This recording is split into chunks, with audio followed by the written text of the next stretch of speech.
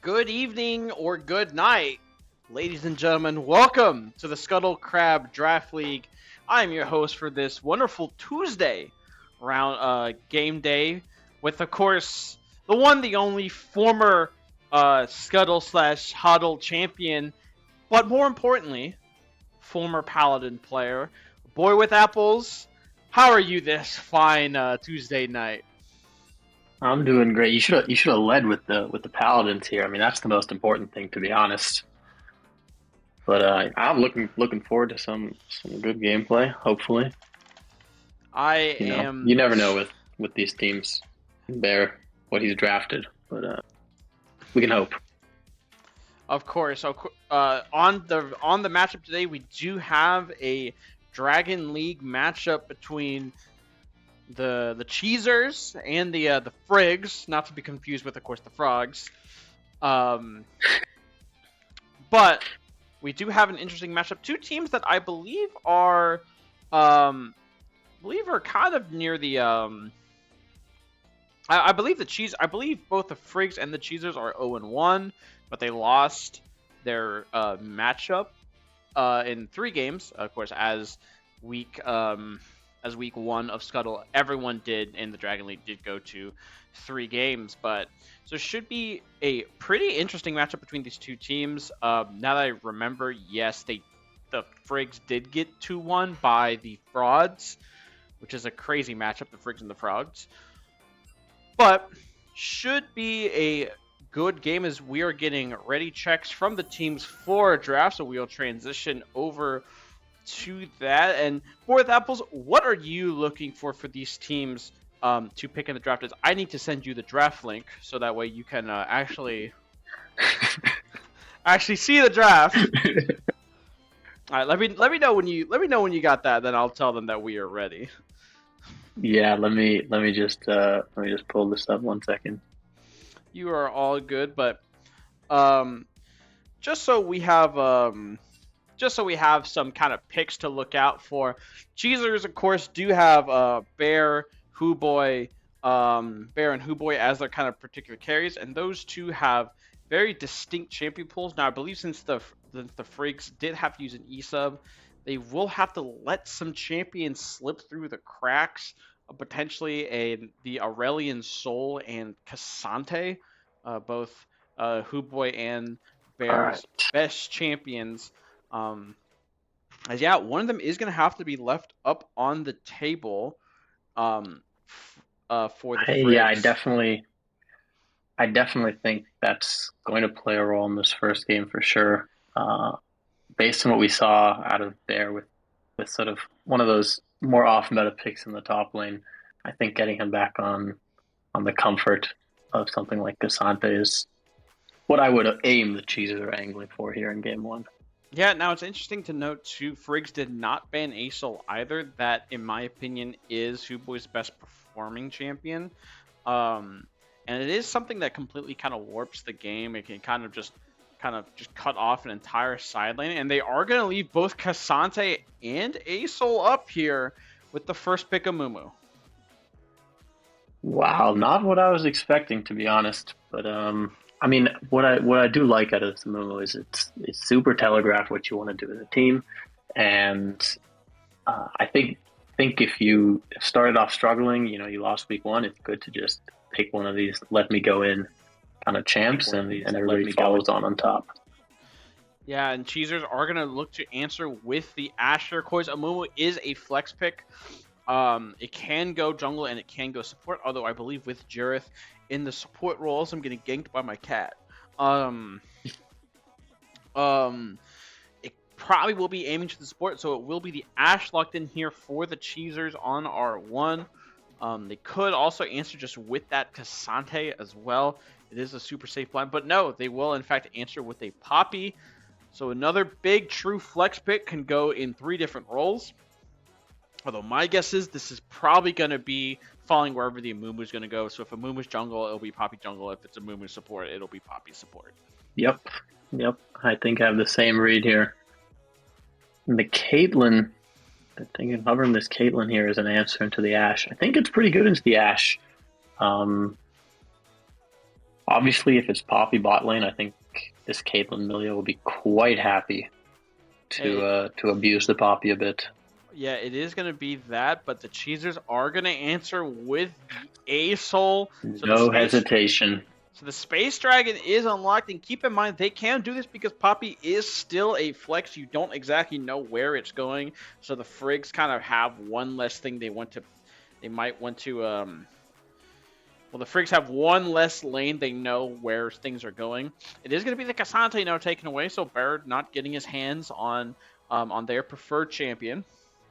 And the Scion for the Cheezers is also going to be banned away. So some pretty standard comp picks are being taken away here. Nothing that seems too crazy. To be honest, I'm a little surprised on the Scion ban here. It feels like it'd be something you'd want to take on R4 even if it doesn't get banned here by the Frigs. Yeah, it is going to be the Orianna picked away here, so that might be a read from the Frigs that they might want to pick that Scion. So maybe potentially wanting to now ban that Scion away. Honestly, I will not lie. I would probably be doing that if I was the Frigs, just taking away that Scion. But they are going to opt for the Ornn ban here. So a little bit of a more powerful late game champion. But Scion is just such a brick wall. I mean, I think both champions do the similar thing here in this comp. So, there's whichever one, pick your poison, whatever the top laner doesn't want to play against more is my guess. CHEEZERS just need something to sit in the front and give time for this Soul and this Ashe to melt through a Mumu. Yeah, so it is going to be the Scion here, most likely locked in for the Cheezers, and they will be holding Poppy Fight. Oh, actually, no, it is going to be the Nico at the last second. So picking that Nico this tells you where the Poppy is going to as well. I'm not sure I like this too much. Yeah, Nico's still at this point is kind of a champion where it is, in my opinion, pretty overtuned, especially that W. But the Frigs just insta-locking the Fury here. That's a pretty bold kind of throwdown pick here for Full Metal, and this is gonna be the Gwen now locked in. Gwen, wow, for the Frigs. So CHEEZERS now will get their potential answer in this top lane here with the assumption that Poppy is going to be going jungle here. But, man, you have Caitlyn, Milio, and Mumu, and then you answer that with Nefiri, Gwen. Frigg's comps just got really interesting. I'm not sure I like it too much, to be honest. It seems kind of disconnected. I think that Mumu is going to be going in and ulting, and it's going to feel a little bit homeless. And Bear will just lock in that Renekton here. Very safe standard pick. Isn't too crazy, but is still fairly strong in lane. So should be able to handle the Gwen, early game fairly well. But yeah, interesting. Who do you think won this? I don't know. I'm not sure. Hold on. I'm gonna try and get someone to move down so I can invite you to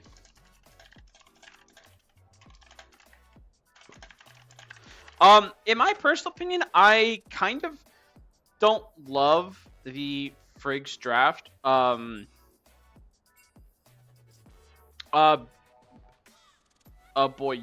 you can join the lobby now if you can. Yeah, my client has kicked me out twice now. So I'm rebooting it again. Alright. If it doesn't work the third time, I will just spec your screen. Yeah. I will stream it. Oh, okay, wait. I think it's got me in this time.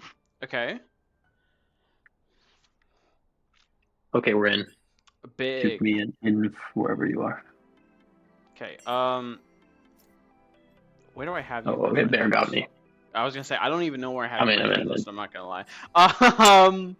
But I'm not gonna lie. I really do like the CHEEZERS draft. I think that the Gwen and Nefiri are really good in concept, other than the fact that there's a Poppy.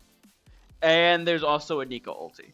So, realistically, all Nico kind of has to do in this game is sit on top of A-Soul and Ashe, and when Nefiri, Mumu, Gwen dive in,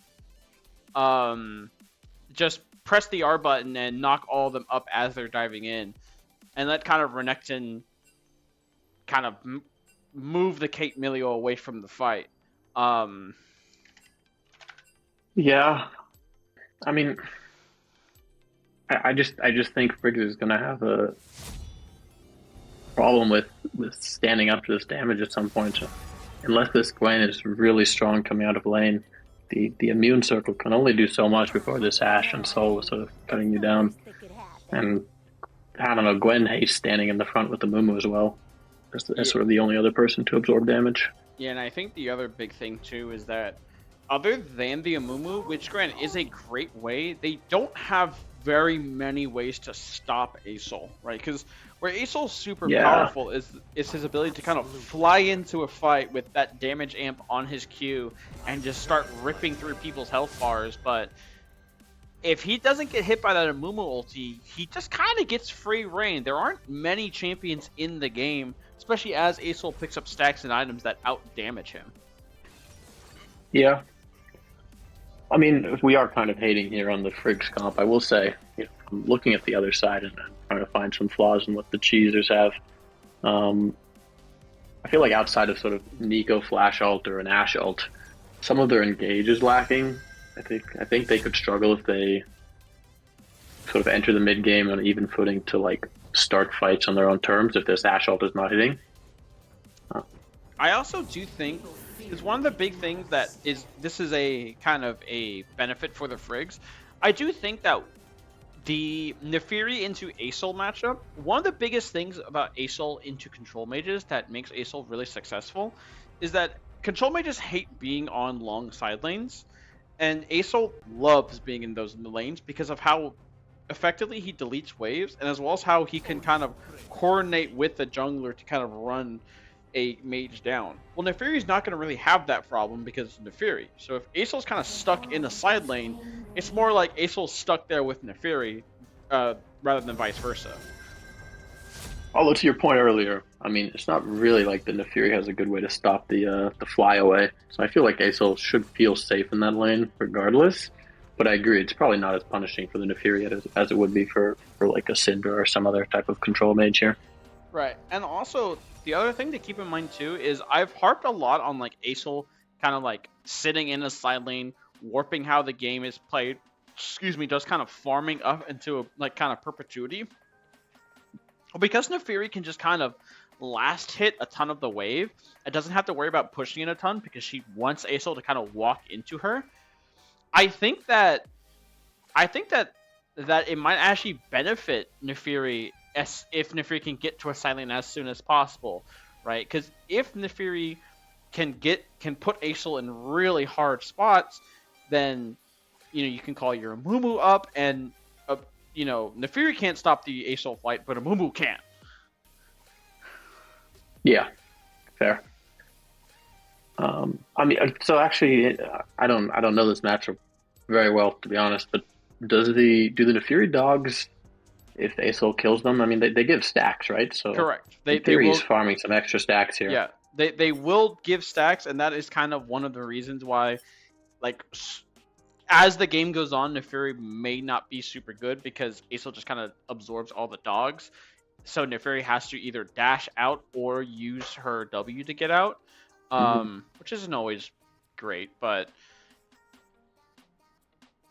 yeah, so hopefully we will be getting into game here soon. Hopefully my client just didn't break. That would be really tragic if it did. I'm on the spectator delay right now. Oh, okay, I see it. Still got time. My thing just closed. Okay, good. I was gonna say, like, I saw my league go behind my Google Chrome. I'm like, oh shit, what happened?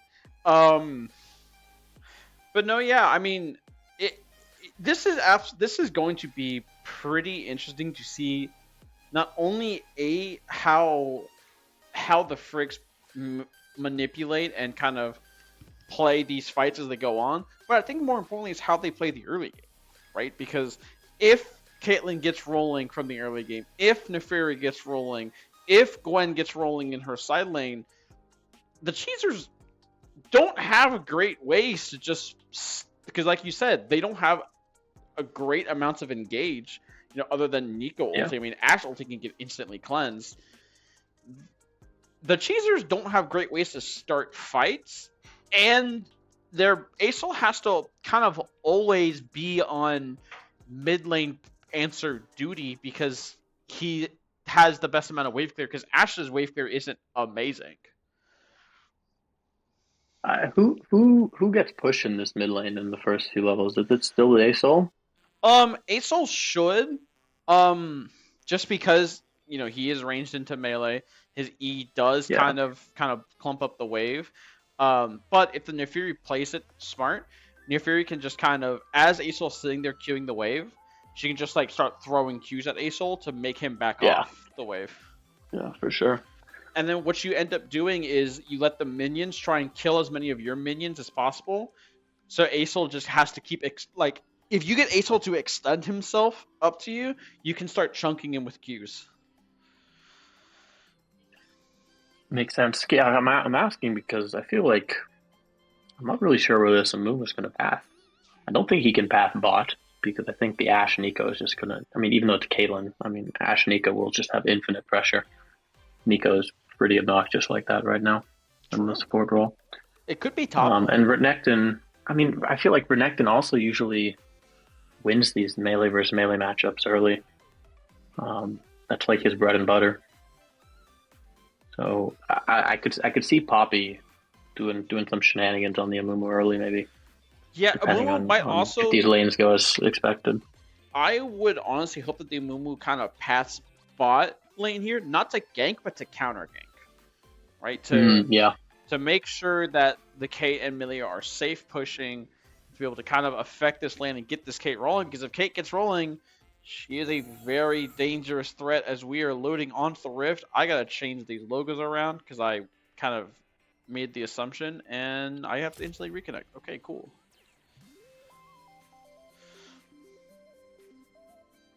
But we'll hopefully be loading onto the Rift here shortly for this Tuesday edition of the Scuttle Crab Draft League. Taking a look at some of the runes here. Nothing too crazy.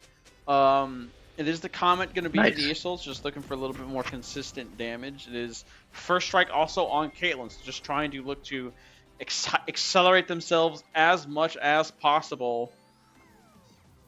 And gotta pause.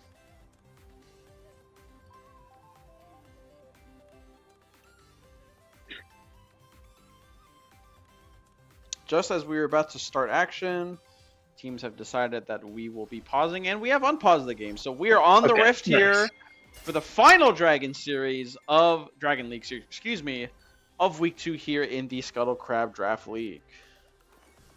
I'm a little bit surprised with the Caitlyn barrier over Clint. I don't know if you already mentioned that.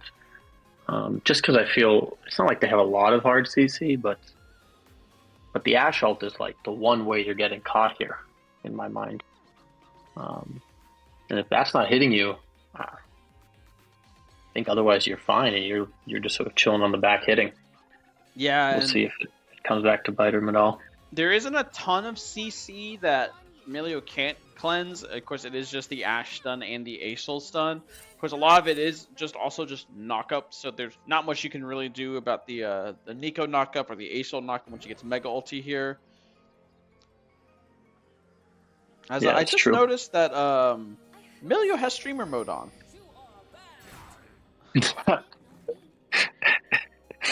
And Bear pops the bone plating with that first Q.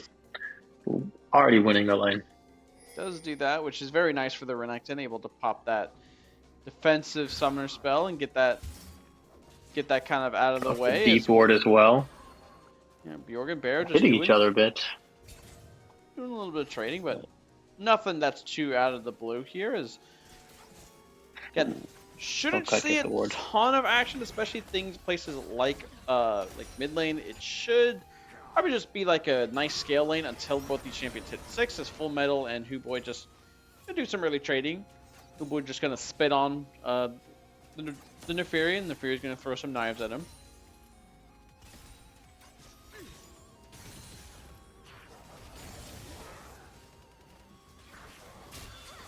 This lane is actually looking worse for the Ace so early than I thought it would. Yeah. Oh, and Bear hits two Baron first Bjork, here. he does hit the level 2, but the Spectre Client would rather us go bot lane here. Bjork does not have to use that flash. Does have that level 2 available for him now. So he's just trying to chug the pots. Poppy is not there in time for a potential dive, so Bjork doesn't have to worry about that. But just gotta try and collect as much of this CS as possible here. Definitely a good start to the lane for Renekton, though. That's what you want to be doing on this champion, I think. And Yori just a little bit disrespectful, the level 2 timer there. And Green Link hits the tangle roots there, but just going to be a little bit of chip damage. The Cozy Campfire able to keep them relatively healthy.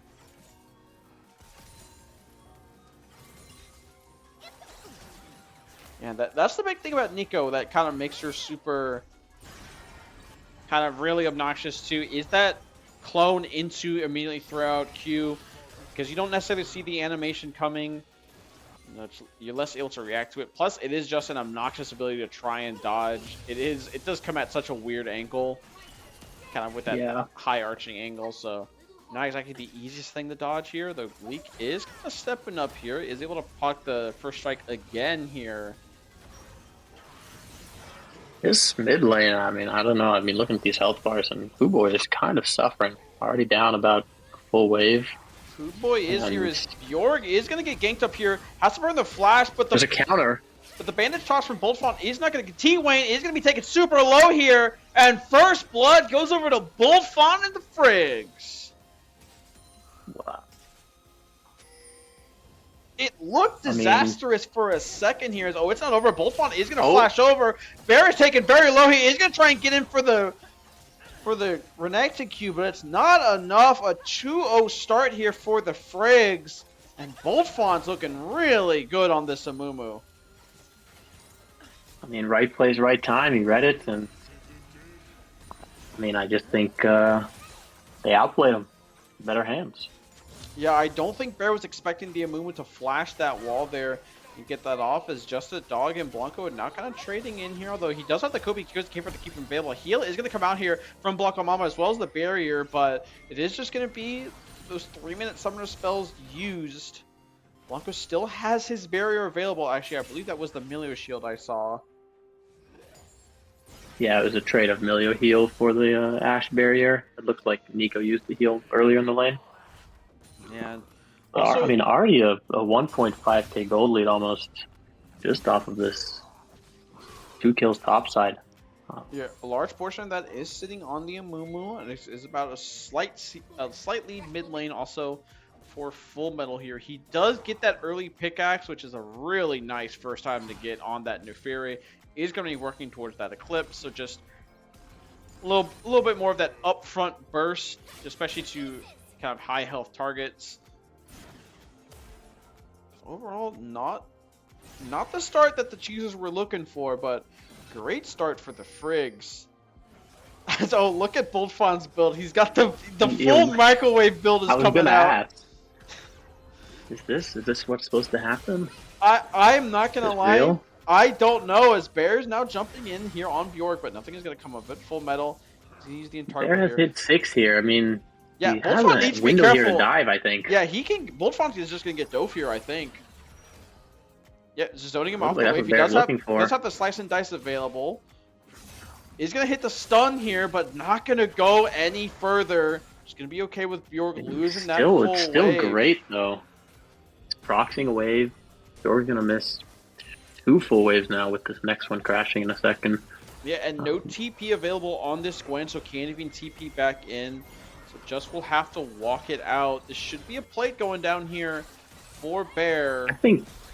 I think T-Wayne should come cover this and make sure that this Gwen can't get back for this next wave even. Yeah, it looks like he's doing that right now as Bjork is just jumping in right on him. The stun is instantly going to land here for Bjork. He does have the needlework, but he's not going to use it. Just going to try and collect his wave here.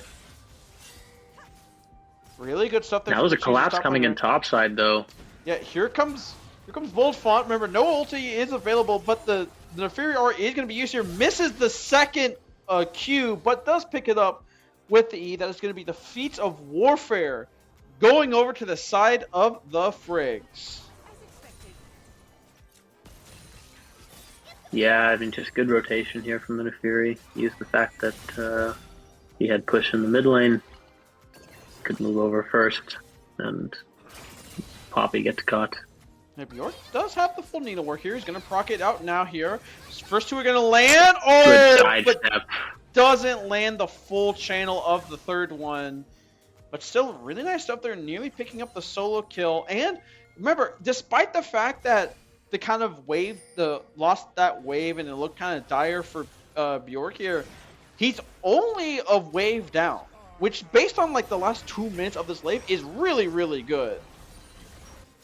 Yeah, I need to go back and look. I don't remember if he was just that much ahead off of that 2-0 earlier. Oh, remember, no cleanse here right on here Blanco on Mamba, but he's gonna flash the Poppy E there. Good flash there from the AD carry of the Frigs. It's gonna keep him alive. And this will also mean that the Amumu with the microwave build is going to pick up the grubs. First the Drake, now the Grubs. I mean, there's no Caitlyn flash now, but you got both the Ashe barrier and the Ashe heal. So for the next, and the Nico heal. So for the next 2.5 minutes, I mean, if Boldfawn can make a play bot, the spot lane could be killable. Yeah. No Ashe ult either. The Boldfawn was looking mid lane, but he is going to be spotted out by that ward by Hooboy along the Raptors here. T-Wayne is now in his jungle, so it looks like a vertical jungle is kind of starting out right now, which I don't particularly love, just because you do have the strong side bot lane here, but Yorganos Bear are going to looks like duke it out here. Does not have the second slice and dice. Is going to be able to flash away from the first charge, but does get cut by the bandage charge, and the curse of the sad mummy is going to lock him down. Bjork picks up that kill. He's now 1-0-2 as the Frigs go up 4-0 in kills. Yeah, Bear just gets a little bit greedy for one more turret out of it. I think he's going for the plate. And I mean, with your Poppy bot side, you have to know the Samuras in your top side. I don't know. Feels just a little bit too greedy. Yeah, as Poppy's not going to be Keeping coming into in this, here. though. Green Leak is going to die here. The Blanco Mamba takes the full pilt over Peacemaker to the face. Meanwhile, the fight's going on here in the top side. Oso's going to be TPing in, but Bjork's going to take him down here. Blanco Mamba is eventually going to fall as the CHEEZERS get on the board. T-Wayne picks up Blanco Mamba. I mean, at least they get a trade kill bot, but this top side feels like it's just falling apart. Bear uses his TP in. He's dead for another 5 seconds. I mean, this Gwen is going to show up to fights now monstrously strong. Yeah, back up 2 waves. Also has 3 plates to their name. So the lead right now for Bjork in this top lane, about 1,400 on this Gwen. Finish the Gnasher's Tooth. This Gwen, like, keep in mind, this is kind of what the Frigs needed. Gwen can just kind of rip through everybody in the side lane. So you kind of have to wonder, is Aso going to be sent up there a little bit early? But Aso needs that Rylai's before he's really okay. As Green Leak is going to use the Tangle Bar, not able to land. That was full metal. It's going to kind of dance around the E. Get away. Oso is, or Bear, excuse me. I don't know why I called him Oso. Technically, that is what the name says now. But That is true, but we all know them as Bear. yeah. I mean, he's still, I respect the fact that he's still walking up for these trades. I just feel like he's going to die soon. Yeah, it's just so scary because Bjork hops in as here comes T-Wayne here. Actually, nice flash. Good route. Nice bonk there from Jurith. Zap's going to keep Blanco Mamba alive as here comes Full Metal now with the TP. The Nefiri ulti is going to be used here, but here comes Hooboy, and Blanco Mamba with the ace in the hole picks up T-Wayne. It's 7-1 in favor of the Frigs. Flash is going to be away from the Nefiri ulti. And right now, this early game is all Frigs. Start of that play looked good, I think, for the CHEEZERS. Good Nico ult, and they got the Ashe ult to follow up after the Milio ult, but just didn't have enough damage to finish off the Caitlyn. A good TP came in, and Frig's able to turn it around. Bjork has flash and needlework, by the way, so this is... She has to be careful about this as Green League is going to do it, but Bjork is going to flash in here with the fully charged needlework here. One more is going to do it. Bjork's on a killing spree. Takes down Bear, and this Gwen has officially become a problem. I mean, I feel like it was already a problem. Yeah, but now it's official. We're upgrading it. Oh, it's official? Okay. Yeah, it's official now. If I'm this Ashe, I'm hitting tab right now, and I'm looking at my top side, and oh yeah, I'm not feeling too happy. It's rough. It's rough out here. As interesting build path to note here, Full Metal did opt for the Voltaic Cyclosword, so just looking for a lot of upfront burst damage when they go for those ultis here, which doesn't really help them out in survivability or wave clear, but just gonna do a lot of damage. Of course, Neferi is a champion that can charge it really fast, not only with that ulti charge, but with the ease available, as Nico's now a cannon minion.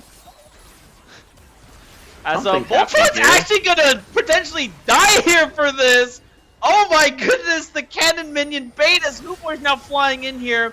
The Neferi ulti is going to be used here, dodges out on a little bit of the Nico ulti, but does crash down on her a little bit early. Full Metal just trying to find that one kill. Forward. Is not going to find it. Hoopoy picks up a double kill and a shutdown at that. And the CHEEZERS, they might be working their way back in this game. I mean, it's small something, but I mean, that's what you can't afford to do. I think that's the only member in the enemy team you do not want to be giving these shutdowns to if you're the Frigs. Yeah, this I think just cocky from Bold Font and gets punished. Yeah, I can't believe that Green League sitting there as the cannon minion and Bold Font, maybe he got mind controlled. Maybe we're just kind of having a quick laugh about it. But that eventually led to his demise because it's just about just enough time to where the rest of the CHEEZERS can show up here. And Hoopoy picking up that double kill now gives him the full Hunty, guys. He does have Rylai's finished. And again, it's a 2K, it's a 2K gold league, 2.8K about. But what's important to note is Asol is starting to hit a critical mass point because Asol with Rylai is really, really broken. It is so hard to get out of his E if you position it right. As Wolfon is going to jump on here on T-Wayne, but there isn't anyone near the area, so it's just going to be everyone kind of walk away from the situation.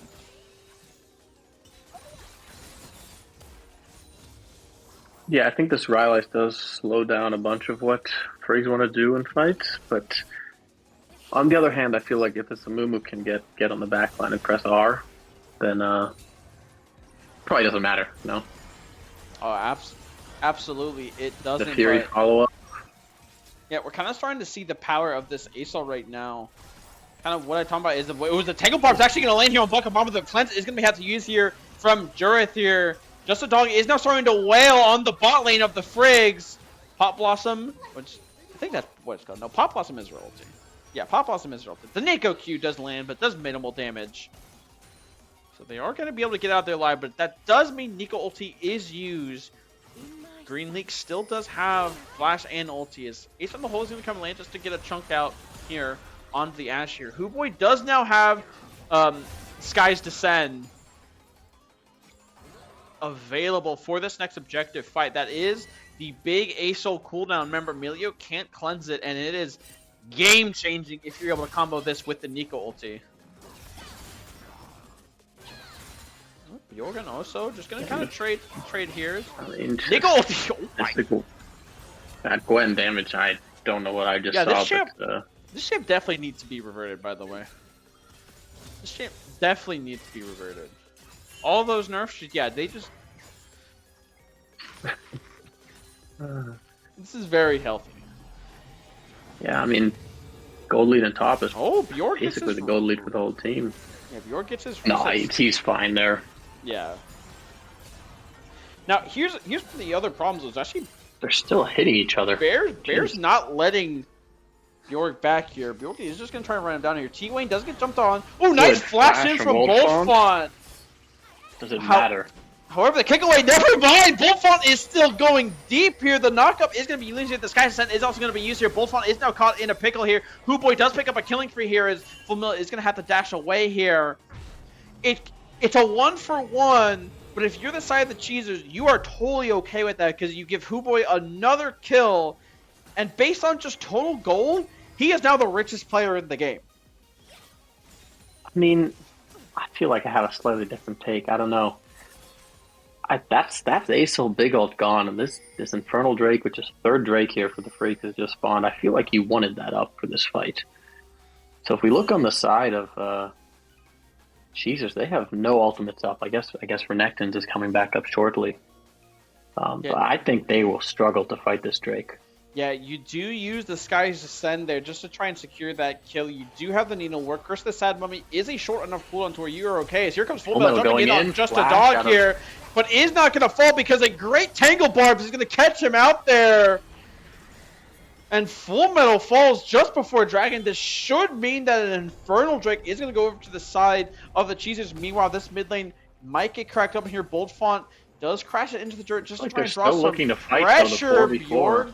Yeah, Bjorg does get taken away here. It is a 4v4. Bjorg is going to jump in with the Needlework. Does pick up a rank. He's now on a rampage here. Bjorg is just kind of eating a lot of damage, though, from the Aesol, but the kickback from Milio will keep him safe here. This is going to be Soul Point Dragon secured for the side of the FRIGS. Meanwhile, on the top line, Bear is going to secure them a turret, so it gets them at least a little bit of gold back in their pockets. But this game is kind of teetering on a... Feel like it's teetering on a knife's edge, right? I mean, they didn't have the ultis there to fight, but you can tell that the CHEEZERS are starting to get antsy and they want to fight.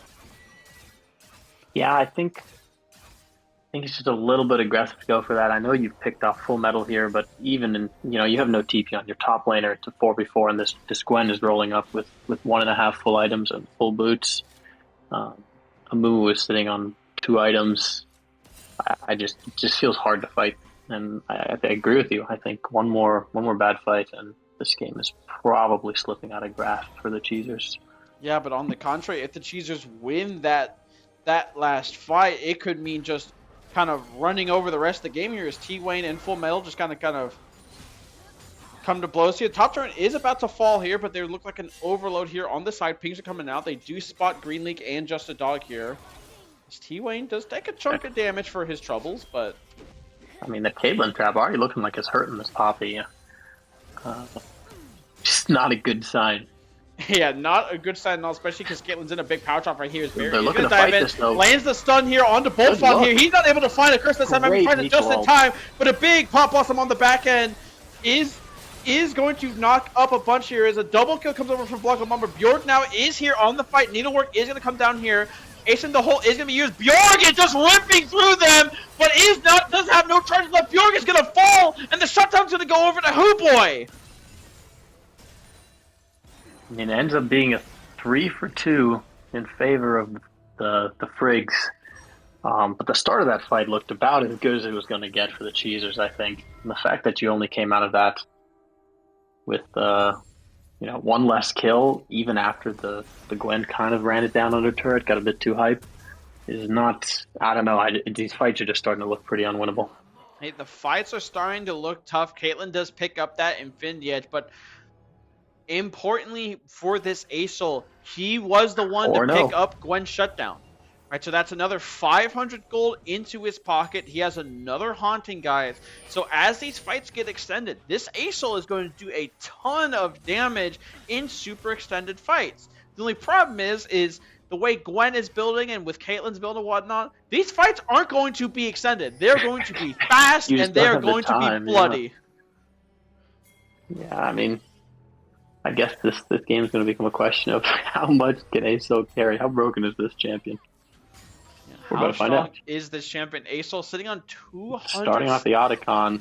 200 stacks. Important to note, 20 seconds on his ulti. He does have the full Sky's Ascend here. Otacon's around 6k HP. This is just going to probably go down to the friction. TP is going to come in here from Bear here in the river. Milio is going to kick him away here. And Amumu is going to pick it up here. And everyone's just going to get out alive. Quite the heist there from the FRIGS to take that right in front of the CHEEZERS. I mean, I think they did a good job leveraging the fact that they had more members here prior to the TP. They had first look at it, and they knew they just did enough damage to melt it. It's a good play, I think. And I mean, the CHEEZERS just looked a little bit slow on the reaction. The Bear TP doesn't come in until it's at like 6k or something, maybe 7k. Yeah, and at that point, I believe Sky's Ascend was just coming off cooldown too, so you couldn't even play the Sky's Ascend, nor could you really fight after that, just because of the Caitlyn traps that were set up. You didn't really have a great way in without taking about 400, 500 damage to the face before the fights even start. Yeah, and I mean, I think the identity of this CHEEZERS comp with sort of looking for the pick with the Ashe ult as your primary engage is, as we kind of mentioned in draft at the end there, maybe starting to hurt them. It's just hard for them to walk in on anything when they're this far behind. Yeah. The Ashe build too, it is going to be a kind of a more attack speed kiting focused build that does ramp up in damage the longer in fights goes, which just seems like the name of the game for the CHEEZERS. Draw these fights out, let the kind of high DPS carries kind of get ramped up. But again, the FRIGS are just kind of so explosive right now as Full Metal is going to hop in right here, right onto Bear here. Bear takes a good chunk out of Full Metal. That's despite the fact Renekton's 1 and 4, he is still a very large crocodile. Yeah, I mean, I see the damage there. I wonder a little bit if the build is not hampering the team fights. As there's the Ashe ult going down. Come in here. Here comes the Sky's Descent. Flash is going to have to use. All the slows are going to be used here. Mumu lands the curse on the side Mummy only on 2, but importantly, it's not on any of the carries. Green League is going to fall here just from the range of Caitlyn. And Mumu is now going to jump in here. Hooboy is going to fall, gets picked off by Bullfawn. Flashes in, finds T-Way now, but is going to have nothing left here. It's just Dog is just trying to pelt him with arrows, but it is not enough. It's a 2 for nothing. The FRIGS are in full control of this game. Yeah, I think it was a great job from Caitlyn here and from Milio, just knowing what they had to do, buy time, disengage, and then let the Amumu and the Gwen come in as these super strong members and retake the fight afterwards. They're just not able to really get to combo that Nico ulti with that ASO ulti. I believe they were kind of a little bit disjointed in that fight, although I am not too sure off the top of my head here. As Bear is going to pop the Dominus here. No needlework here available on Bjork, but he does have... for it. Does have Flash, and one more is going to do it. Bjork picks up Bear by the skin of his teeth. I mean, honestly, there, I respect the look from the Renekton. I think it's, you're looking at a game which is falling away from you. The Enchanted Crystal Arrow from Ashe does fall a bit wide. Man, a 6k goalie, and it is Infernal Soul now going over to the side of the FRIGS. So this Caitlyn, once they get that RFC, once they get that extended range, is going to hurt, as Hooboy is going to fly in here, unblock him on the slow. He's going to be used, remember, no flash here for this Caitlyn, and another shutdown is going to go to the side of Hooboy. You know that Caitlyn has no sums, overstays for a mid-wave. Good job from Hooboy noticing that and going for it. And Hooboy still incredibly rich, 11,000 gold. Just a little bit behind this Gwen, but Gwen is about to hit a massive breakpoint this game with that death cap. Hooboy is going to be going to back for this Riftmaker. So again, another... it's going to be the... it's going to be Bloodletters. Interesting. I'm not sure if I understand the logic there, but... Yeah, I think, in my opinion, like, I will go Bloodletters if I have another magic damage kind of carry champ. Like, if I have, like, an AP top laner or a jungler. So that way, like, I can help them kind of chew through some of that. But there's not... Nico doesn't count? Well, I mean, Nico does have AP items, but I don't know if we're building Bloodletters for a Nico. For a Nico support. Yeah, no, I mean... That would be a bit wild, but still, it is something that helps the extended fights. It is kind of a lot of shred here on this Ace-Hole, but his really only survivability is to Telfas. This Green League here has to use the Proto Belt, but everything is going to be dumped here on this Nico. That is 2 ultimates down for the side of the FRIGS. I don't know if they needed to use all those. Yeah, it's just a dog. Is going to hit him with an ace in the hole here. Sun's going to come out here, and the Nice Keeper's verdict is going to keep them alive. Just a dog, though, bleeds to death, and Full Metal gets his 2nd kill of the game. And correctly so. I think they're going to turn this into Baron. I mean, Bear gets a little bit on the bot side. Maybe they'll get mid turret as well, but overall, this is just. I think you reset and then you walk down. Is Boy caught here? Boy is just gonna fly away. He is the space dragon, Yeah, so he will just kind of float away. That is gonna be an objective shutdown going over to the side of the cheesers. Now, the problem is with this Baron, this is how you have to win games against ASO. You have to get this Baron and you have to kind of eliminate a lot of these structures here. And Acel's really good at shutting down one of the side lanes, but he can't shut down all of them. And there isn't a ton of wave clear available for the side of the Cheezers. Ashe, pretty miserable when it comes to wave clearing, especially against Baron. Especially to trying to outpush a Caitlyn here. Yeah, I mean, I think I'm a little confused what this Gwen is still doing on Krugs. I don't know. I feel like this ball wave and this mid wave should have been walked in together. Bulma's going to jump in here onto T-Wayne here, and this is a... T-Wayne, well. T-Wayne is just kind of going to die here. No armor. It is just a full MR as here comes Boldfont hopping in on the Amumu. Someone clip that. That's the flash Amumu play you might see all day. He had enough. Did not want to see just the dog on the screen anymore. He did. He was probably like, yo, this ADC is extended too far because they like left their base. Bullfont's not done. He's fishing for the ASOL here. And this is now a 10,000 gold lead here for the FRIGS. They might just push to end this game here, although I do think the wise option would just probably be to reset. You do have Elder coming up in a minute. To you. Yep, they are just going to be playing for this Elder here. Get another piece of Exodia under your belt. You do have the map opened up. Another piece? Isn't Elder the final piece here? They have everything else. No objectives on the side of CHEEZERS outside of those turrets. No neutrals. I guess yeah, you would be right. This is the final piece of Exodia. Oh yeah. I mean, looking across the board, even if I'm just looking at itemization, full item top lane, full item in the jungle. Mid lane is sort of your lone hope if I'm giving any kind of credence to the CHEEZERS' ability to pull some miracle out. Yeah, but no Sky. Full item in the.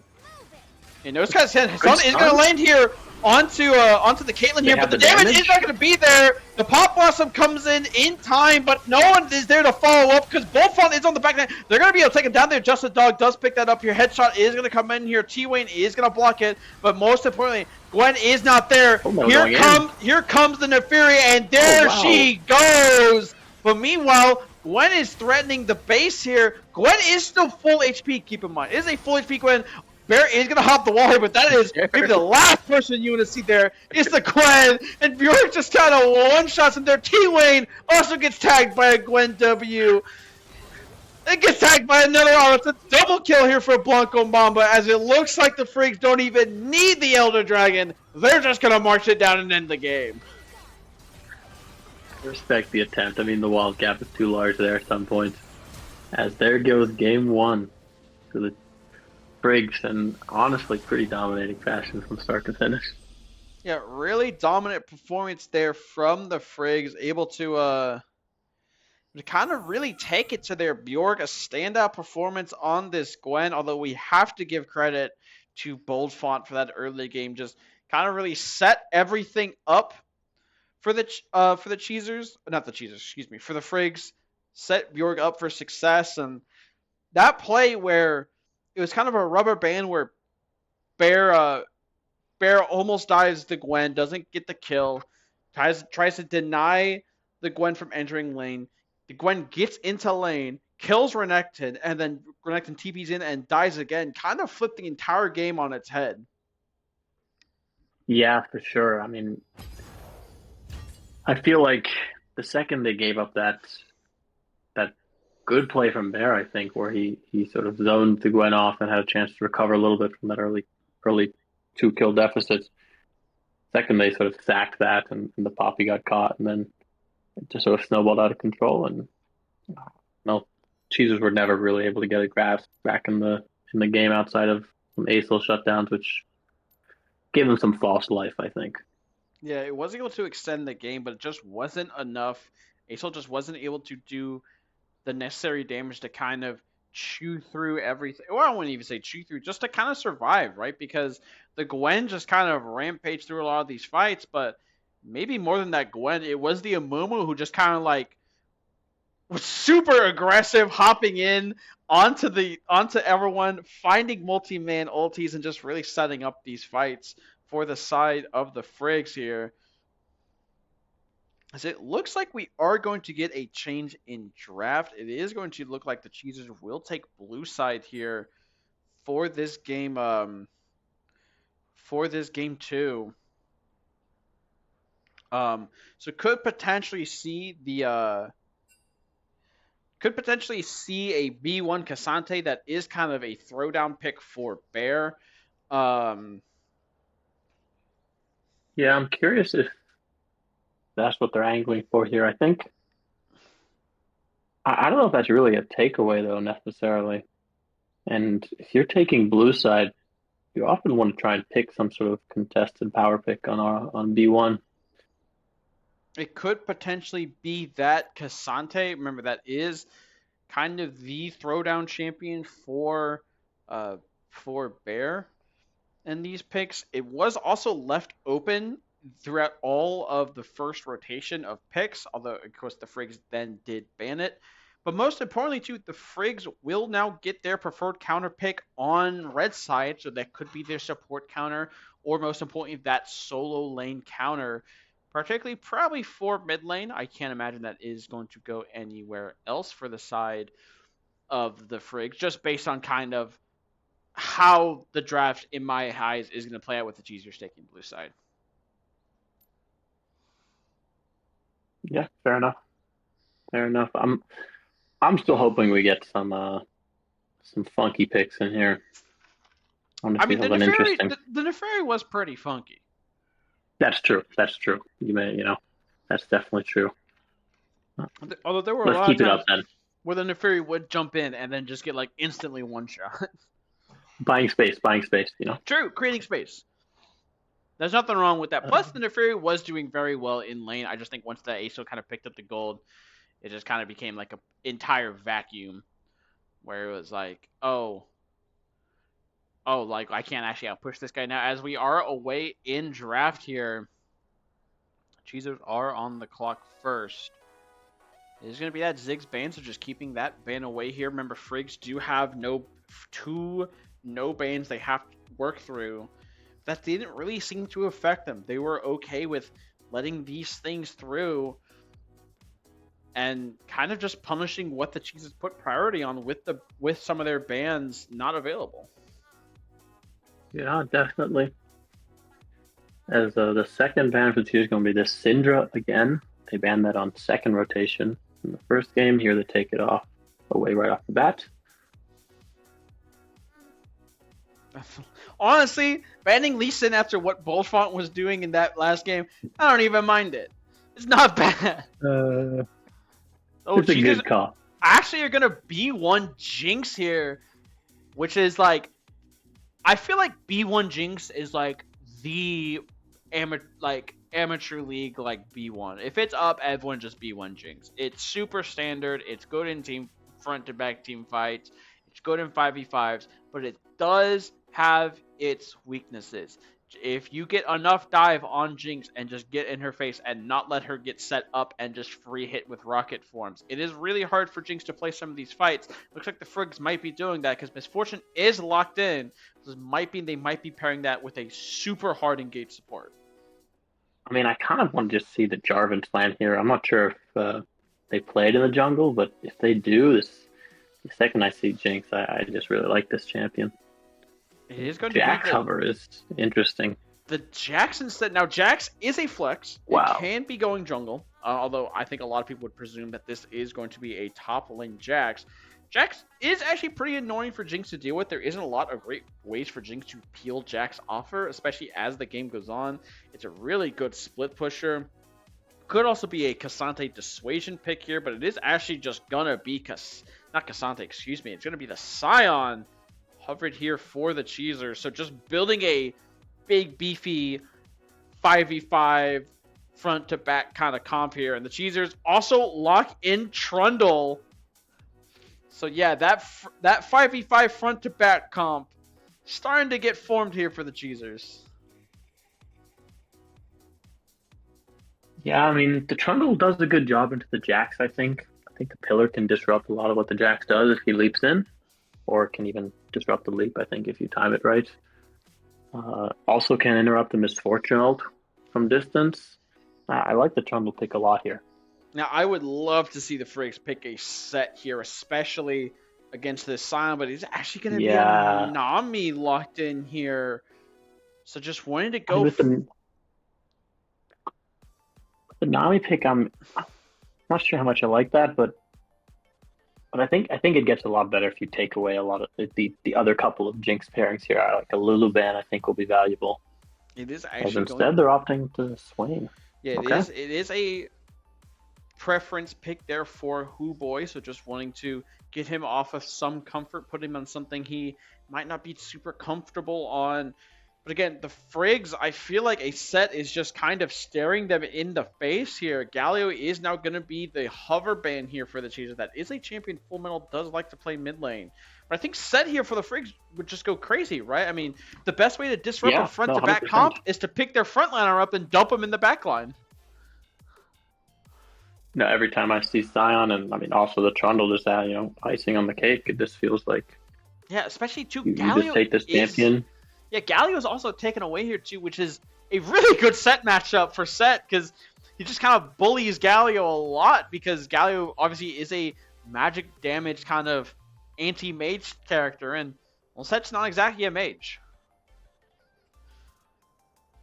Meanwhile, the CHEEZERS are just banning out a couple more of these mages, looking, I guess, to get a good matchup in the mid lane, which is sort of the one row that in jungle is what. Oh, actually, we have the Trundle, so.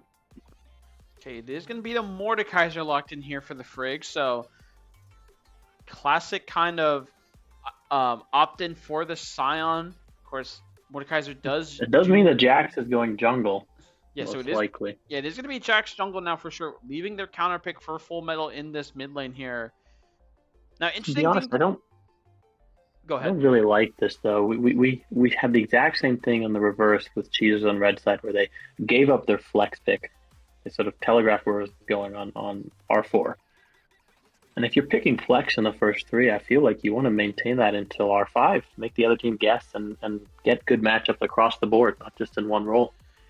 Yeah, meanwhile, the CHEEZERS beef up their front line for this Jinx. This Jinx is going to be sitting nice and pretty here on this back line. A Braum, a Scion, and a Trundle sitting in front of this Jinx. Now, what is it going to be for Huboy? Certainly we got to go something with like that can also just stand back there and deal a bunch of damage. I look, obviously we have the Mordekaiser and the Jax already. Okay. But I mean, I'm looking at this CHEEZERS comp, and if I was in this game as the FRIGS top laner, I'm putting this Mordekaiser mid and this Jax jungle, and I'm picking Alawi. Alawi would kind of go hard here, but it is going to be the Morgana locked in here for the FRIGS. This is a decent counter into Akali, although it's a decent counter for lane. But Morgana is going to have to be doing her best to sit on top of Nami and Misfortune because there's not a lot of great ways for that combo to keep Akali off of them. I mean, I do like the Morgana a lot, though. Partially because it really thrives into these melee matchups, right? Like, you're going to have W off cooldown basically permanently at some point into this game just by tossing it on a Scion or a Trundle whoever standing in front of you. And your ult gets a lot more value than it normally does when you're looking at these champions. Getting ganked by my cat again. So I do like the Morgana to round out this draft. I do still think the topside Mordekaiser Jax is a little bit off color, but we were saying the same thing about the last draft, and obviously they knew better than we did what they were trying to do with the comp. Yeah, and it's pretty interesting too that we pick Misfortune and go through an entire second phase of bans. Braum is not banned, nor is there a lot of great setup for Misfortune. nor does Misfortune have a great way to actually kill Scion or Braum or Trundle for that matter. Yeah, who is killing the Scion late game? Is it really the Jax or the Mordekaiser that you're looking at, or? I think Scion might be just too tanky at that point to kind of really worry about that. My cat is like meowing up a storm here. Yes, hello cat. I'm gonna pet you, okay? Just calm down. But yes, If we get to another 5K gold lead at 10 minutes, you have full permission to go ham with the cat. That's all you. maybe I will. Oh, as my cat, I'm turning my headset. My cat's like rubbing her head on like my charging cord. Just pet the poor cat, man. I am petting the cat. I just sit high in my chair, so it's like I gotta like reach all the way down to pet her. Oh my god, the effort. I know. She's a needy cat. But I think it's interesting with this comp too because there's definitely points in this game where it's like everything feels like connective tissue with champion strength for each other, right? The Akali and Trundle can carry the CHEEZERS through the early and mid game, while Jinx and Scion get rolling, and then once we get the late game, Jinx might be able just to kind of free hit a lot. Meanwhile, and like, and the I didn't finish my thought there. CHEEZERS, once you just kind of set up front line in the front, Jinx in the back, Akali on a flank, and fight you like that. Meanwhile, the FRIGS just want to make this as chaotic as humanly possible, right? You've said Jax on a flank, Mordekaiser on a flank, you stun and you root and you try and do your best to keep everyone off of you, then you hope the Jax and Mordekaiser will be able to deal with the Jinx in the backline and just create absolute chaos in the fights. Yeah, I mean, I guess from an ADC perspective, right? If I'm this Jinx though, we just B1 Jinx blind and then take 4 more champions that don't actually juice me at all. Yeah. Yeah, I'm not. I wouldn't be too thrilled about that. And I think the beefiness is good and all, but if this Akali or this Jinx gets put behind, where is this damage coming from? I mean, That is who true. is killing this Jax? That is true. That is the question, right? Because Jax is really good at getting on this Jinx, making sure Jinx can't do any damage to him with the ability to dodge. And Akali's not great at fighting backwards and helping people peel. She needs to be diving this Misfortune and Nami, and a majority of the time you're gonna have a Morgana on top of them. So as soon as you jump in, that Morg R is gonna come out. So you have to kill them within that window of Morg R or get out of it, which means all your damage is kind of not gonna be there with the second charge of perfect execution. Yeah, yeah. I am also a little bit fearful. I think that this FRIGS bot lane is going to have a very fun time of it in lane. Nami Misfortune into Jinx Braum. I think we'll see Jinx Braum under turret a lot, unless something goes, off kilter in the first few levels. They should have sort of perma pressure bot lane for a while, which gives the Jax the ability to mess with the Trundle a little bit. I think it depends on what rune Trundle takes. If he just press the attack or lethal tempo or something. If he's lethal tempo, I don't think the Jax wins that early. But if he's pressed the attack, I would favor the Jax. I think. Right. That's like level 2 or 3. I think another important thing to potentially note about this is, it's gonna be a lane swap. It's gonna be Morgana mid. It's gonna be Scion mid lane and Akali top lane. I mean, I respect it, but the first thing I think in my head is, do I trust Bear and Akali? Now, Bear did play Akali in game 2 of a winner go home game against in the low budget LCS. Wasn't great. He was about to build Lichbane on Akali, which isn't great. But it is a lot better of a matchup into Mordekaiser than Zion. Because now he will have. I think both matchups are better, for sure. Yeah, the Scion into Morgana, it is just kind of going to be a farm lane. Scion will be able to get the push into Morgana because of just Q, and he won't really be in any danger. Meanwhile, top lane, this now becomes a super volatile top lane where if the Mordekaiser gets set behind, that's a lot of the kind of ability to chunk through maybe a Trundle or a Scion just gone.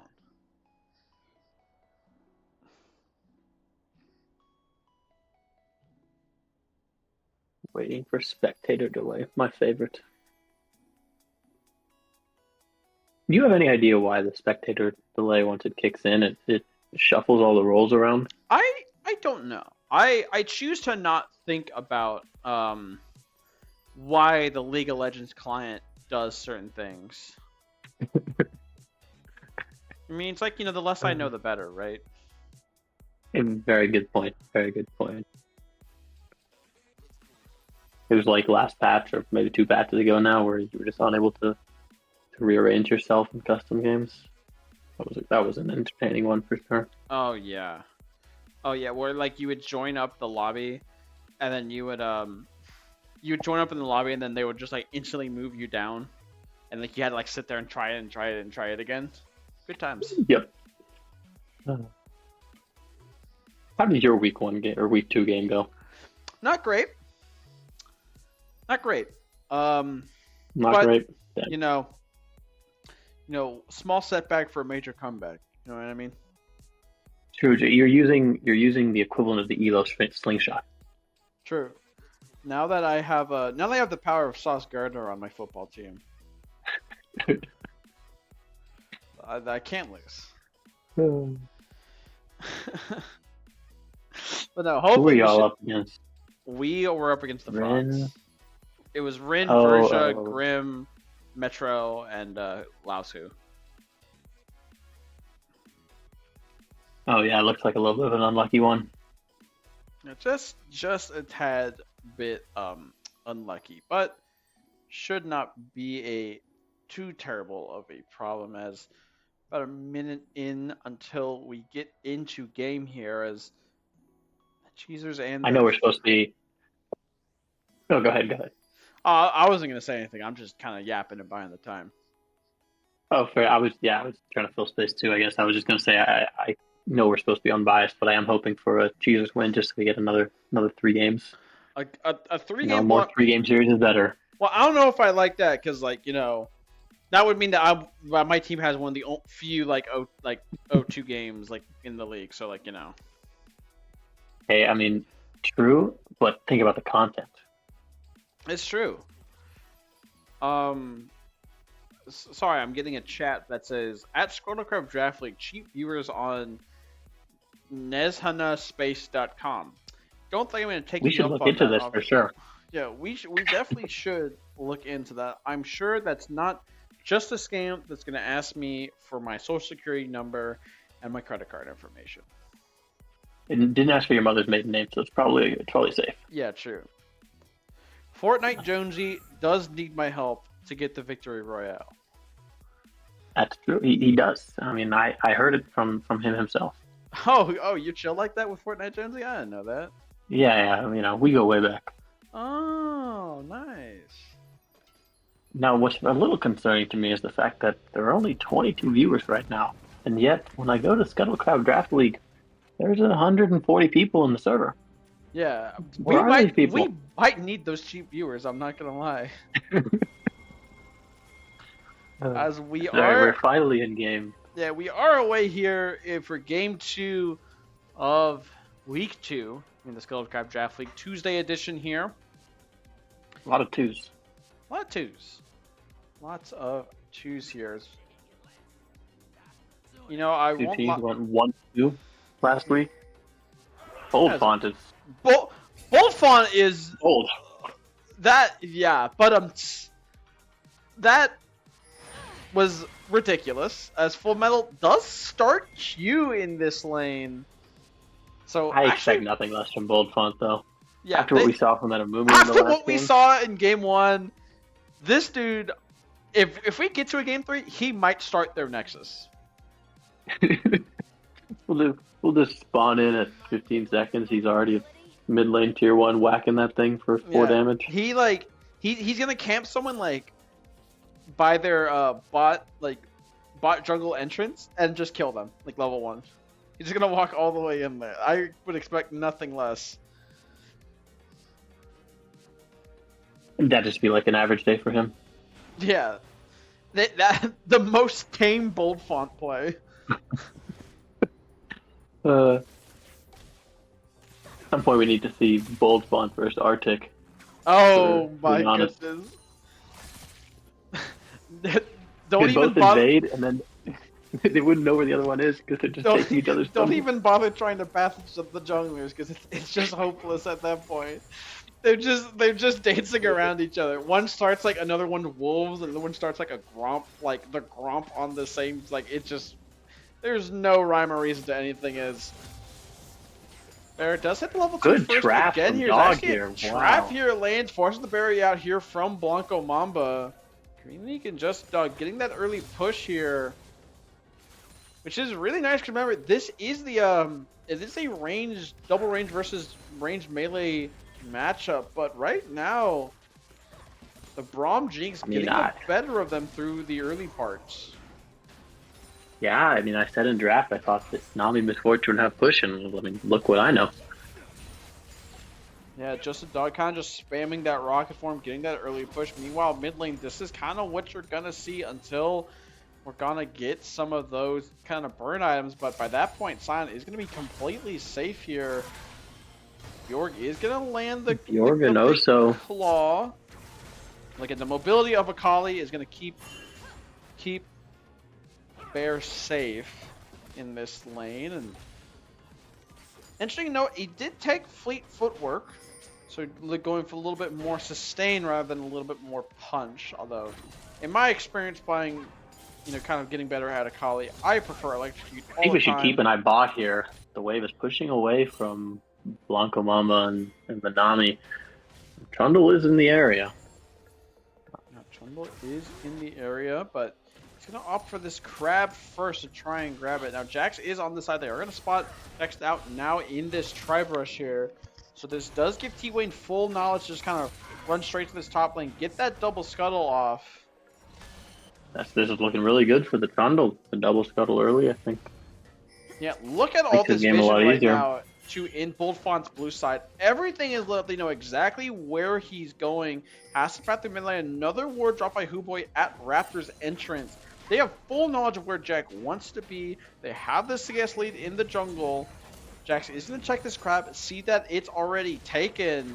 So he has to opt for his second rotation of Raptors. Meanwhile, Trundle did get that reset off. Bear takes it in. I don't know. He doesn't take a turret shot for it. I could have sworn he was in turret range there. Yeah, no. Remember, Bjorg looks a little bit antsy. Oh, Bjorg's gonna stay. I don't know about this. This is pretty risky. He's channeling recall again. Oof. All right. Okay, I was gonna say. Making me nervous. One Akali is just instant death here, but that's the power of this counter pick, right? Akali is just able to kind of sit here and just kind of dance around the Mordekaiser, not let him kind of get super comfy in this lane, but maybe more importantly, just doesn't let just kind of has a lot more early damage. Now, no electrocute, so I feel like if he had electrocute, probably would have found that kill there on the Mordekaiser, but still does have the early short shoe, so is going to be perfectly fine in this lane. Also, Mordekaiser used TP to get back up there. The Akali did not, and while mid laners traded TP, so I don't know how much it'll matter, but slight TP advantage right now from the side of the CHEEZERS. And this wave will bounce into Bear here, so he should continue to build this CS lead that he'd already started to accrue. Yeah, he'll have a nice lead. Dark Binding lands here onto Huboy, but again, it is a Scion, so he will not mind. Yeah, mid lane's just been farming it up, like you said. They're been going pretty even, which, I mean, Scion is happy with. He's back in this free health. He's going to show up for late game team fights with 1.5k extra health, which is entertaining for sure. Scion is able to pick that up here. Bear does use the shroud here. We have a Meanwhile, Jax fight is in the jumping in here jungle. on T-Wayne here. Flash at a bold font. Yeah, Flash is going to have to be used here from Bolt Font, just not willing to risk it, especially on that here. Although Dragon is going to be started. Pings are coming out here. They're going to be able to get pushed here, though. Green Leak lands a pair of slows, especially with him and Justice Dog. One more mark would stun him. Pings are coming out here from Hooboy. Although Dark Binding is going to land, which means Bolt Font is 4v4 in this spot at the river right now. going to run away. It's a 4v4, but neither team really wants to pull the trigger. So it looks like it probably might just be Dragon going over to the side of the FRIGS. Jax is going to start it up here. Yeah, it looks like it is just going to be this first Dragon going over to the side of the FRIGS. Yeah, it looks like Trundle decided he wanted to take a reset. He's going to go clear his top camps instead, and with the Morg moving back down as well, it looks like this bot lane from the CHEEZERS are just going to let this go. Now, the T-Wayne is going to look for a punish, is just sprinting straight up for Jax's top side. Sion will also pick up, I believe, a full plate for himself here. So...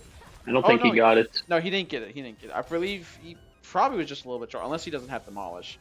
Full Metal is checking the top side, although Full Metal does need to be careful. Black Shield is going to be used just to buy himself a little time. Pings are coming out now onto T-Wayne. They know that he wants to invade, but T-Wayne wisens up, is just going to back off, go into his jungle. So Full Metal protects Bold Font's top side and kind of keeps the jungler CS at a little bit of an even state. I mean, if I'm the jungler right now, if I'm Jax, I'm thanking this Morgana profusely. Just saved all his camps up there by messing with Wayne a little bit, and now he gets an advantage off of this. Got to clear his bot side, has his top side up, and looks like there's more action in the river here around this. Yeah, Bjork takes a chunk out of his HP here. Does need to be careful here because he's getting tagged right now. So here comes Boltfont, not able to land the stun. Everything missed. Just out of range. Meanwhile, Blanco Mamba did rotate up here, but this means Jinx is going to be sitting here on a side lane. Bear does hit the E no on energy with no shroud, but he's going to use the first charge of perfect execution. Dodges the first crash down from Bjork here. Does have a second charge. Flashes, but is not going to find it. Just kidding, he does. First blood goes to Bear. Boltfont now jumps in, trying to potentially salvage this growth play. The Braum ulti is going to wipe, but Exhaust is going to come down here onto Boltfont. No E is available. Bear is trying to cut him off here. T-Wayne picked up that kill. Meanwhile, Blanco Mamba is going to channel the ulti. Hooboy is going to flash in, not land the decimating smash, but it is going to force the more misfortune flash. And the CHEEZERS start this game 2-0. Take all 3 grubs and are in the driver's seat early on. Yeah, I mean, it looks a little bit like an inverse of the first game in terms of these fights where FRIGS keep kind of trying to take them and none of them are working out. Exactly, and Blanco Mamba did show up, tried to get that ulti off, but they're just so tanky, and again, there's not a ton of setup, nor is there a ton of front line to kind of sit in front of the misfortune to be able to get that full channel off here. So it's a 1.4k gold lead for the side of the CHEEZERS. All 3 grubs, the Kali and the Trundle, beneficiaries of those early kills. And I must say, I'm going to give Bear some praise here because he had a rough game 1, but that was really well played, I think, at least based on my limited Akali knowledge. I think he did a good job of dodging the Mordekaiser spells, flashing the pullback at the end there, and getting in range for the empowered auto Q to finish it off. And then Jax just getting a little bit too aggressive. Who could have seen that one coming? Around the grubs. Yeah, Boltfont, remembering he's not playing a move anymore. You can't just press R and stun everybody. Though Full Metal does pop that Black Shielder. Hooboy is low on mana. I feel like maybe he could have used the Chains of Corruption here, as Green League did just disconnect. So probably just... Hopefully we'll see a pause. Yeah, we'll see the pause coming in here for the side of the CHEEZERS. But Give man... us a chance to breathe, yeah. Yeah, what a bounce back kind of game from the side of the CHEEZERS, because It's still early going. Yeah, it's the early goings of it, but again, their comp But is a yeah, I like is what a I'm comp, seeing. Yeah, their comp is a comp where if they are allowed to kind of scale and not really be punished early game, there's not a whole lot of ways that the FRIGS can chew through this front line, right? I mean, Misfortune isn't known for early tank killings, doesn't have a lot of setup either. Mordekaiser can do it, but you only take one tank into the Death Realm, and there's a lot of tanks, and there's a lot of frontline, there's a lot of disruption, so it's gonna be interesting to see how the FRIGS kind of navigate the rest of this early game, try and find advantages for themselves. I do think it will also, there's sort of a timing thing here where I feel like almost a Trundle wants to hold ult until after the Jax ult.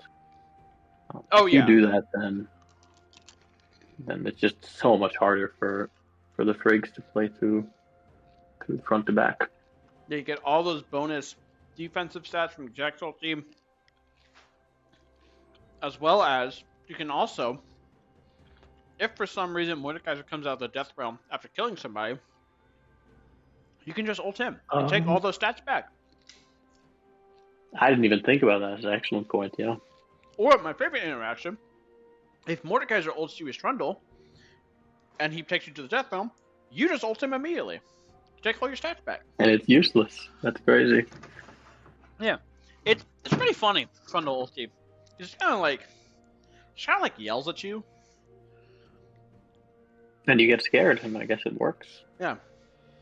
Then half your shirt falls off and your pants fall off. You know what I mean? It's kind of crazy. Oh, you have a different experience with Trundle. I don't know. Okay, whoa. But yeah, that's a different side of a champion. I guess I hadn't seen that one yet. I think about it, right? Trundle also kind of yells and summons pillars of ice from the ground, and also just kind of creates tundra by just kind of walking. Yeah, I'm just personally, I was not really drawing the connection from that to taking my clothes off. Well, okay, he shreds 40% of your armor, right? And so they did the beginning of the year cinematic when Darius was fighting Trundle. Sure, yeah. And so it's actually a really good cool I don't know if it was cool. It was like a Twitter thread, and someone was they counted all of Darius's pieces of armor, and they said yeah, he lost 40% of it. And so Trundle R takes 40% of your armor. Okay, see, now I'm understanding. Yeah. Before I was just a little confused. No. Blanco Mama just steps up here. It does tank the Superman. Flash is going to be in for Just a Dog. Enough. Stun is going to come down here. Just a Dog from out of the pause picks up the kill, and the feats of warfare go to the side of the CHEEZERS. I guess it's a good thing they waited for Green League to just reconnect. Yeah. Yes, I mean, it was a good Nami bubble to land on too, but no Flash in the Misfortune, and you get tagged there by the Braum Q and the Braum ult, and the Jinx will just run you down. Absolutely. So well played. Yeah, absolutely. That's also the feats of warfare.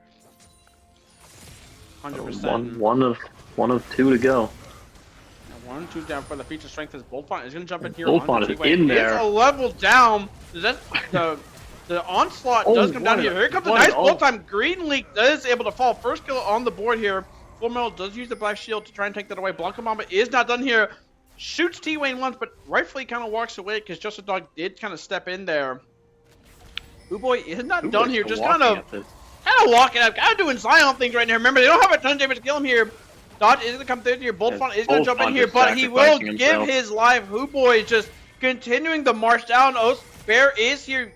Take down the Black Shield. Perfect execution. Second charge, though, is now gone. TP is now coming in here from Bjorg here in this bot lane. Boy might have overstayed. Death Realm is available. He's going to get called back, but he is choosing to not use it. Kill's going to go over to Bjorg as Boy gets into the Scion carcass. And a messy fight Still ends up as a 2-for-1 for the FRIGS. Yeah, I mean, the Mordekaiser TP's in at the end. It feels kind of late. I feel like that comes in earlier, and maybe it wasn't up. You have a better fight. But I mean, from the very beginning of it, it looked actually pretty good. I thought Bolton was inting, but as we're still may not be going, done here as Bjork does take Bear into the death at the last possible second. The Kali E the does auto. come down here, but also is going to fall here. Dragon is falling very low. Bolton is going to secure it up here. As now the rest of the Cheezers do have to scatter. Boy is pinging that they want to go in. Health bars do favor the Cheezers, but everyone's going to get away. And it ends up being a nice win for the FRIGS. I mean, as much as we were singing the praises of the CHEEZERS early, this gold lead's only 500 now, and there's 2 Drakes to the side of the FRIGS. Now, I mean, on the plus side, this Jinx does have full first item. It's gotten a lot of time to free farm. So I still think that's a very reliable win condition, but some of that, those first 3 kills they got and that early advantage they built up, they kind of threw it away there with that extended 2-minute fight. Yeah, and it is the Kraken Slayer, so no Yuntals here for just a dog. It's opting for a little bit more power and consistent autos, but not having any of that crit chance may come back to bite them. Also does get dragged. I mean, I do think the Kraken is just sort of slightly better early, and if you're expecting to win the game late regardless, just because you outscale across the board oh my goodness! That wow. Bjork just solo kills as Boltfont doing what he does best and going in here. Here comes Jirth with the Nami ulti, but it's not going to get much here. As Full Metal, huge bubble from Nami, a triple bubble that turns the play on its head. Bjork is on a rampage right now, pulls Boy back, a double kill for Full Metal. My God, what a bubble from Jirth. Who's still in streamer mode, by the way? Rightfully so. He's got to protect his identity after that one. That was crazy. We're not done. Looks like Blanco Mamba is dead as can be here. So at least some compensation on the other side, and it goes into the right hands. I mean, I like them giving this kill over to the Jinx. Yeah, but TP was used this by Mordekaiser is here. a problem. Yeah, TP was used though, but the Mordekaiser wasn't able to get that turret. I feel like he could have just stayed, maybe just didn't know who else was coming, didn't want to overstay. But still, a nice... I actually don't mind the reset here. I think that otherwise it means they miss out on this bot wave, and this time you get to come down and collect it. And it doesn't look like the Cheetahs are anywhere close to getting first turret anyway. No, it is not, as Boltfont does take out the Rift Herald, so the feats of monster slaying do now go to the side of the FRIGS. First one to take a turret is going to take it as... we're riding already. I mean, he wastes no time. Just going to take it. The pillar is going to miss her. Nice try there to try and stop it, as Blanco is stepping up here a little bit with no one else around him. Meanwhile, in the backline also has been perfect execution. Gets flashed away from. Here comes the Chains of Corruption. Blanco Mamba now picks up T-Wayne. Super Mega Death Rocket goes wide. Feats of Warfare go over to the side of the FRIGS. And they have kind of ballooned this gold lead. They're 2,000 up at 16 minutes.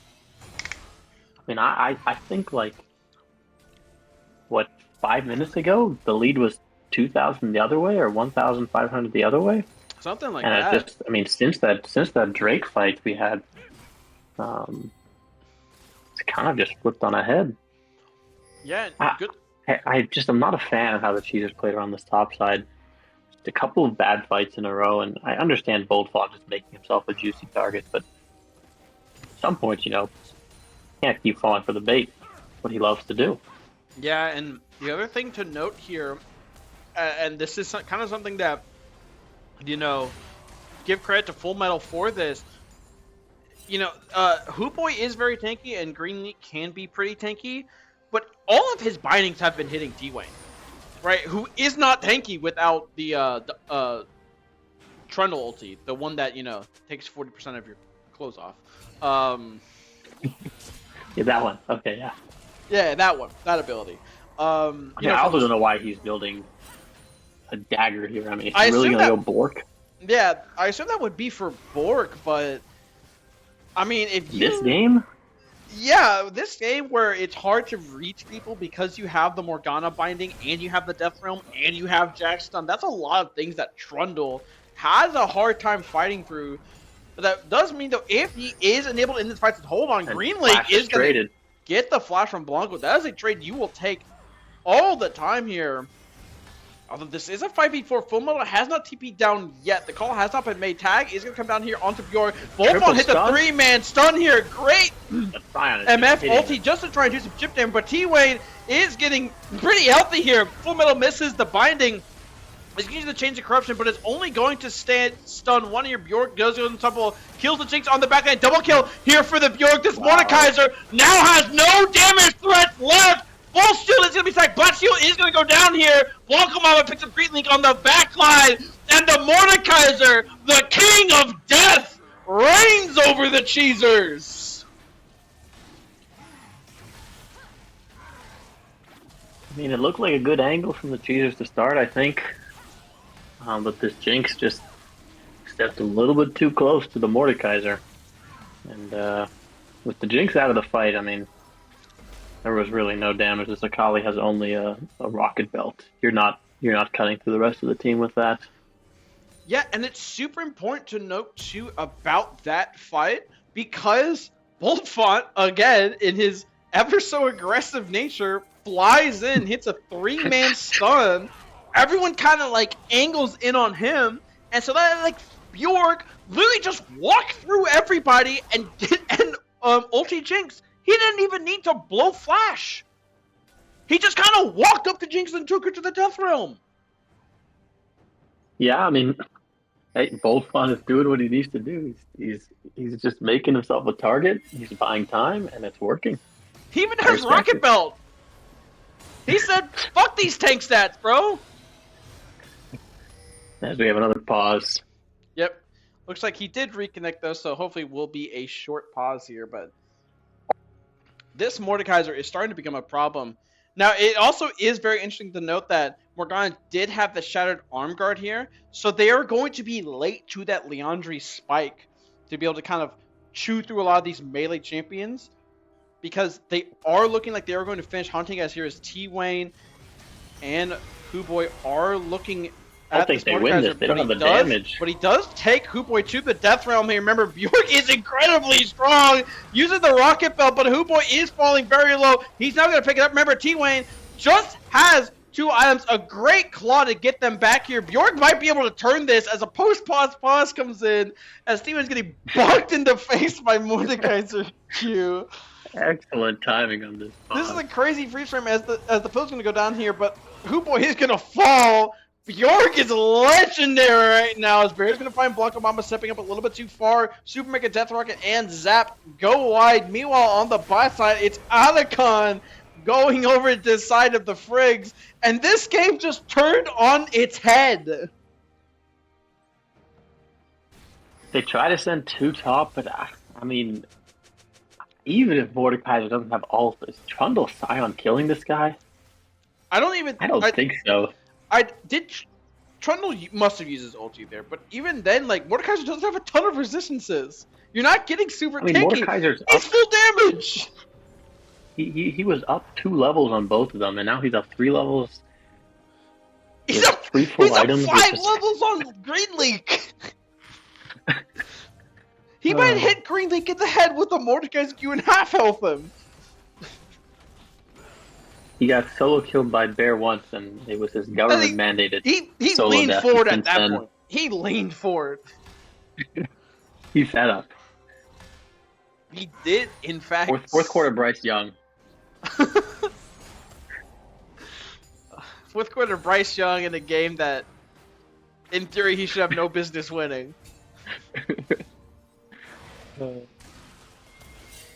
But next objective is available is going to be this actually he's dragging for another 2 minutes, so Bjork just gets to walk through T-Wayne's jungle, and T-Wayne is so terribly low here. Bjork is just ridiculously fed on this Mordekaiser.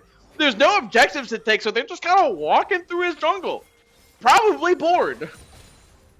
I mean, coming into the evening, I don't know if people were aware, but Metro I think was leading the league with 21 solo kills, and by the end of this series, I mean, York might be giving him a run for his money. I've counted at least 4 or 5 in this game. Yeah, he did have He did have that top side. He does basically get solo kills every time he takes someone into the death round. He's sitting on another 1,300 gold. He's about 30 CS up on the Akali. It's all relative. So it's about 30 CS.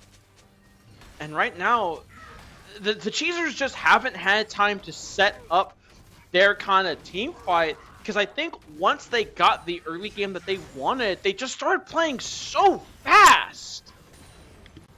Yeah, you're right. You're 100% right. They just needed to slow this down, and you know what? The man on our screen right now is what sped them up. Yeah, Boldfont just set their internal clock really fast. He kept jumping in. He was totally okay to give his life all the time because he understands I'm going to draw a lot of pressure. T-Wade's now going to get stunned up, rooted up here, gets followed up by Boldfont, but the movement speed might be enough. But Blanco Mamba and Jurith call down their rectangle ultis. It is going to be a kill onto this. The Trundle will not be alive for Hex Tech Soul. Yeah. No, and I mean I think the scoreline doesn't do it credit. I know it's 0-4 and 6. You'll look at these scorelines from the other players. No, Jinx! You're in trouble. Oh no, gets taken into the death realm, gets bonked on the head. Bjorg goes legendary. I don't think anyone can kill him here. He's actually so ridiculously fed. Bear uses the perfect excuse to try and get away here, but Bjorg is just a man on a mission. Nami picks up that kill. Yeah, Bear needs to be a little bit careful here. But Bear is 3 levels down, to be clear. Yeah. Keep in mind, he hasn't finished his second item, so this Akali is kind of in the struggle bus right now, as Bjorg now has to actually flash away here. He is falling dangerously low here. T-Wade basically loses his entire health bar. Blanco Mamba picks up that kill. Remember, he does have the full Bloodthirster, so he is fairly healthy to chew through these members. A double kill for the 80 carry for the Frigs. Hooboy is just left to try and land these Qs and tank up the damage, but it's a triple kill for this Misfortune. And everything is coming up Frigs here in game 2. I mean, I see the things in the chat, they got thumbs out of Misfortune, Flash out of Mordekaiser, but the Baron being taken here, I don't think it's going to matter. It is going to be the Baron. They, in theory, have a slow Baron with the Misfortune, but you also do have a very fed Mordekaiser. That kind of evens things out here. Maybe the Jinx can We're going to see if the Jinx ults, Yeah, remember, they don't have any Warzone, so it's going to be a completely bind here. 3k HP is coming down. Redemption is going to be used here. Super Rank and Death Rocket not on the screen in time. Good smite coming out there. Bjorg does get his recall stopped for the trouble. But it's now a 10,000 gold lead at 25 minutes. And the CHEEZERS, this is desperation time. You've got to try and find a pick on somebody. Find it on the Morgana. Find it on this Misfortune. I would usually recommend finding it on Mordekaiser, but that's just not possible at this point. Yeah, I mean, I think you could send 4 members to his Mordekaiser and he would still come out with at least 2 kills. He's got full Seekers now. I mean, Bear is able to pick up Shadow Flames. That's going to be very nice when they get low, but that's the question. When they get low, I don't know if it's a matter, but here comes a TP from Bear. He's going to try and come in on flanker, although Boldfont is going to spot him out here, covering that flank. Green Link is going to flash in, but the Braum ult is going to go wide here. He is now going to get rooted up. This might mean his demise. The Bolt time is going to come down here, get stunned up by the bubble. Bear is now get jumped on by Boldfont here. It's going to be a kill for the jungler of the Frigs. He is on the board, not going to be owned today. T-Wayne gets killed here. Silent is going to have to use the unstoppable charge to get away here. Claw is going to bring him in here as Bjorg.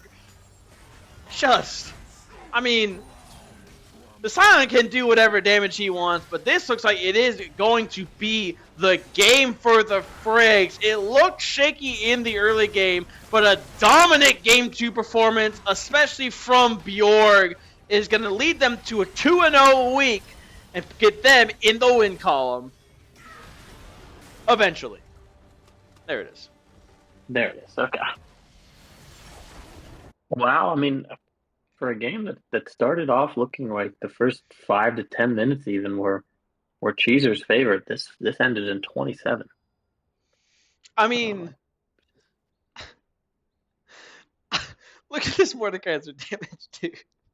Oh no. Look at this Oh god. Mordekaiser damage. Oh my Oh god. god. Oh my god. Oh, oh I my mean, god. he was hitting and it was working. He did just about Wow. as much damage as Akali. Yeah, he did more damage than Akali, Trundle, and Silent combined. No, he did a little bit less than that, but still. That Ollie Trundle and Science. No, he did more than them. I mean, oh, like he did. actually That's no, they're all they're yeah. slightly. Count the hundreds, yeah, but Yeah, I still, forgot about the hundreds. what a showing here from the FRIGS. A 2-0 victory over the CHEEZERS. But that's going to do it here from us, here from the Scuttle Crowd Draft League. We hope you enjoyed this Tuesday night broadcast. Boy, do you have anything to say to the fans and the players of Scuttle who tuned in for this lovely Tuesday night game? Did you just call me Who Boy? Sorry, boy with apples, my fault. Oh my god. I mean, I know we both have boy in the name, but No, listen. We're off on our synergy. You know, it's been a long time since the Paladins played together. yeah, that's true. We could have used a little more work on the Paladins. But no, I mean, I think even though it was 2-0, I think both games were entertaining. We got to see some high highs, and I'm glad people were tuning in, even though it was not regularly scheduled game day. Yeah, it wasn't a regular scheduled game day, but we appreciate everyone tuning in to the Scuttle Crowd Draft League. For all the admins and for all the staff here in the Scuttle Crowd Draft League, this is Zodiac signing out.